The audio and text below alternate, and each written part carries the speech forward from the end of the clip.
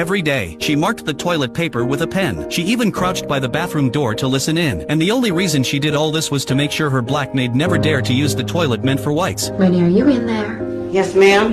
And just what are you doing? The moment she heard that, the maid flushed the toilet. That single sound drove the lady of the house into a rage. Get off my toilet! Minnie was thrown out on the spot, losing her job. But she wasn't about to bow her head. She was ready to fight back in her own way. The very next morning, she showed up at Haley's house with a special chocolate pie. She pretended to apologize for what she had done. Haley, unaware, sat there eating the pie while tossing insult after insult. Minnie had held back long enough. Eat my shit. What'd you say? I said eat my shit.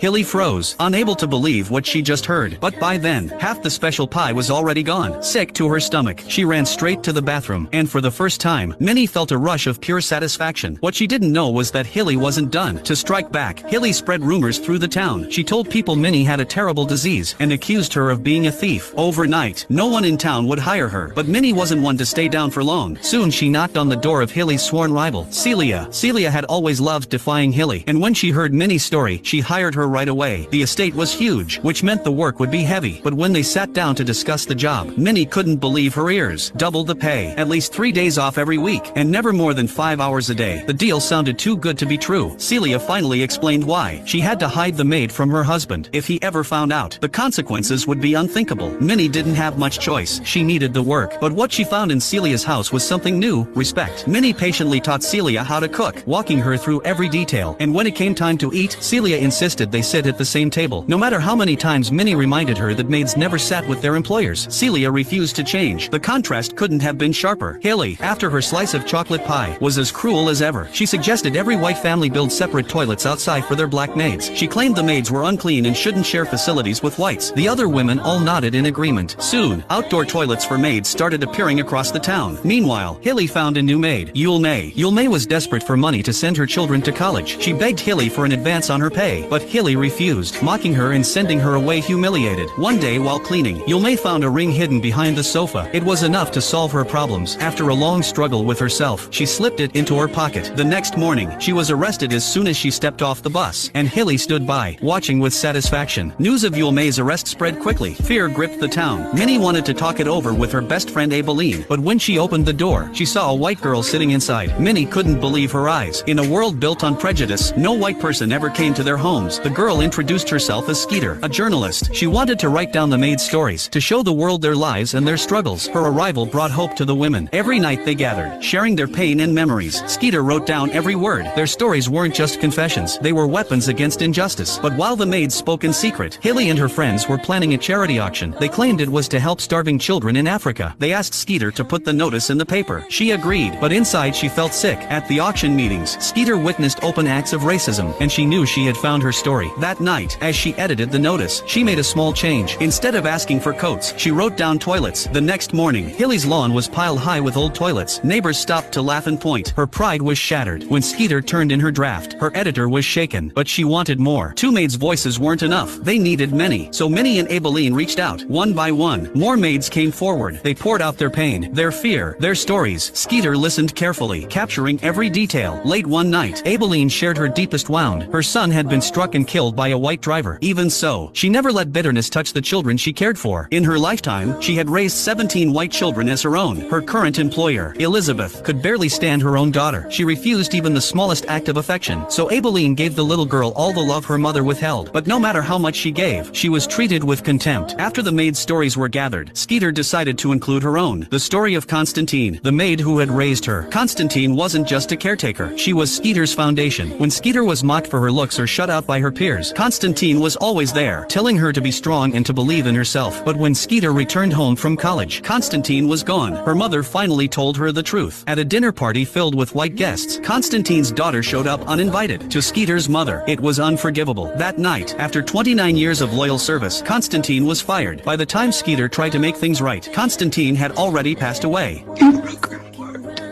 I'm sorry. I'm so sorry.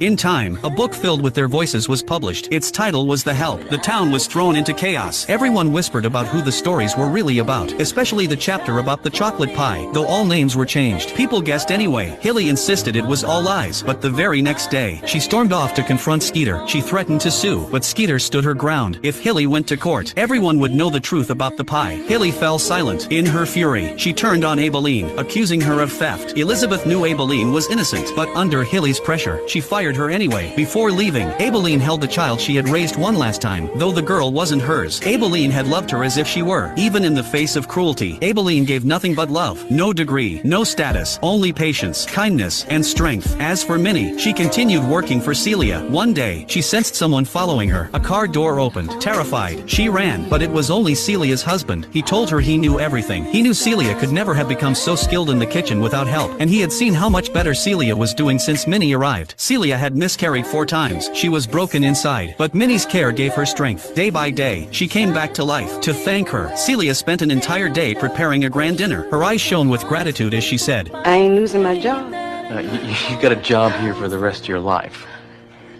If you want it. Minnie chose to stay. Skeeter, on the other hand, had to leave town. Her book had made her a target, but it also opened the door to a career in the big city. And Aibileen, no longer a maid, began her own journey as a writer. This film, based on Catherine Stockett's novel The Help, doesn't shout for equality with slogans. Instead, it shows us Aibileen's quiet strength, Minnie's defiance, and Skeeter's compassion. It reminds us that change doesn't always come from heroes. It comes from ordinary people, brave enough to speak one fair word, or extend one helping hand. If you enjoyed this story, follow me. I'll be bringing you more very soon.